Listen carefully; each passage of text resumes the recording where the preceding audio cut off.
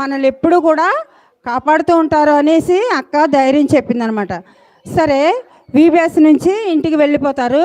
వాళ్ళ మమ్మీ వాళ్ళ డాడీ మరి ఏం చెప్పారు వీబీఎస్లో మీకు అన్నప్పుడు వాళ్ళు చక్కగా పాటలు పాడి వాక్యం అంతా కూడా వాళ్ళకి తల్లిదండ్రులకి చెప్తారనమాట. మీరు కూడా అమ్మా నాన్నకి చెప్తారా? ఇంటికి వెళ్ళిన తర్వాత కంఠత వాక్యం నేర్చుకున్నాక చెప్తారా? ఇంటికాడ చక్కగా నేర్చుకోవాలన్నమాట. ఎప్పుడు కూడా మర్చిపోకూడదు. మీకోసము ఇన్ని రోజులు కూడా ఎంతో కష్టపడి మరి అక్క వాళ్ళంతా మీకు వాక్యం చెప్పినారు కదా, కథలన్నీ చెప్పినారు కదా. మరి ఆ యొక్క వెస్లీ జాయ్ కూడా అక్క తమ్ముడు కూడా ఏం చేసినారంటే ఇంటికి వెళ్ళిన తర్వాత మోకరించి వాళ్ళ తల్లిదండ్రులతో ప్రార్థన చేస్తూ ఉన్నారు. చేస్తూ ఉన్నప్పుడు మరి జాయ్ వాళ్ళ ఫ్రెండ్ ఒక ఆమె రీనా అని ఒక అమ్మాయి ఉందన్నమాట.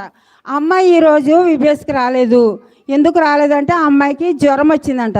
జ్వరం వచ్చినప్పుడు రీనాకి జ్వరం వచ్చింది కదా, మనము రీనా గురించి ప్రార్థన చేద్దాము అనేసి ఈ జాయి వెస్లీ కూడా వారి యొక్క ఫ్యామిలీలో ప్రార్థన చేయడం జరిగింది.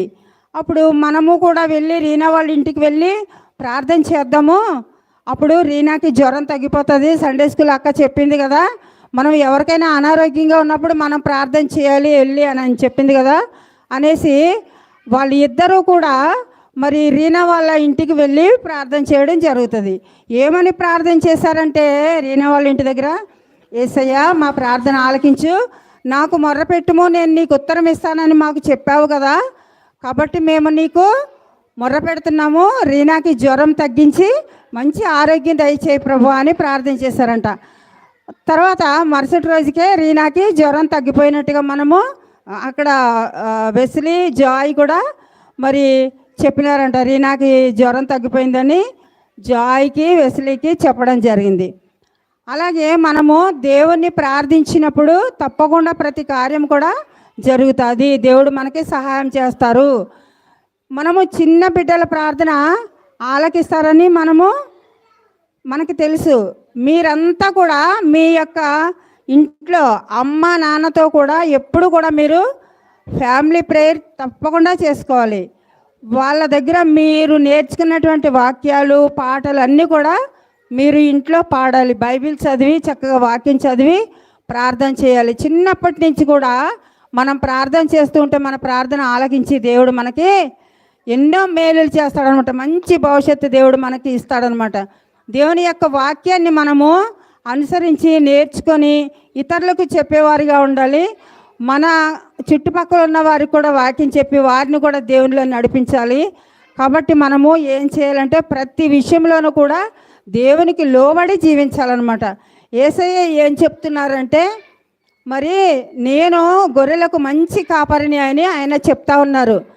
మన కోసం ఈ లోకంలోనికి ఆయన వచ్చి మన కోసము ఎంతో శ్రమలు అనుభవించి రక్తం చిందించి చివరికి మరి సిలువలో ప్రాణం పెట్టి మన కొరకు తర్వాత చనిపోయి మూడవ నాడు తిరిగి లేచినారు. తిరిగి లేచి మరి పరలోక రాజ్యానికి వెళ్ళినారు. ఎలాగైతే ఆయన పరలోక రాజ్యానికి వెళ్ళారో అదే రీతిగా మరి ఆయన రానే ఉన్నారనమాట. అదే రెండవ రాకడ మనమంతా ఎదురు చూసేది. కాబట్టి పిల్లలు మీరంతా కూడా దేవుని యొక్క వాక్యాలు మర్చిపోవద్దండి. ఇక్కడ నేర్చుకున్న వాక్యాలు ఎప్పుడు కూడా రోజు కూడా సాయంత్రం పూట జ్ఞాపకం చేసుకొని వాటిని చదువుకొని ప్రార్థన చేసుకోవాలి. ఓకేనా? మీరంతా అంటే కూడా నాకు చాలా ఇష్టం. చిన్నపిల్లలు అంటే నాకు చాలా ఇష్టం అనమాట. అక్క వచ్చినారు కదా డోర్ నుంచి, మరి నేను రాలేకపోయాను. ఈరోజన్నా మిమ్మల్ని చూడడానికి నాకు దేవుడు అవకాశం ఇచ్చినాడు.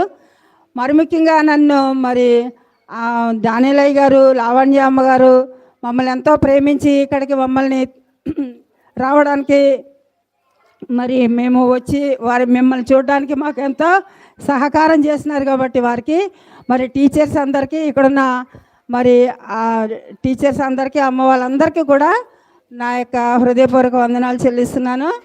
మీకు అందరికీ కూడా మరి ఈ యొక్క చిన్న వాక్యాన్ని చెప్పినందుకు, నాకు ఈ అవకాశం ఇచ్చినందుకు డానియలయ్య గారికి వందనాలు చెల్లిస్తున్నాను. Praise the Lord. Hallelujah. Praise the Lord. Praise the Lord. దేవుని స్తోత్రం. నాన్న ఇప్పుడు మీకోసం ఒక కొరియోగ్రఫీ ఉంది నాన్న. అందరు వెనక్కి జరగండి. చాలా వెనక్కి జరగాలి. సరిపోదు నాన్న, చాలా వెనక్కి జరగాలి.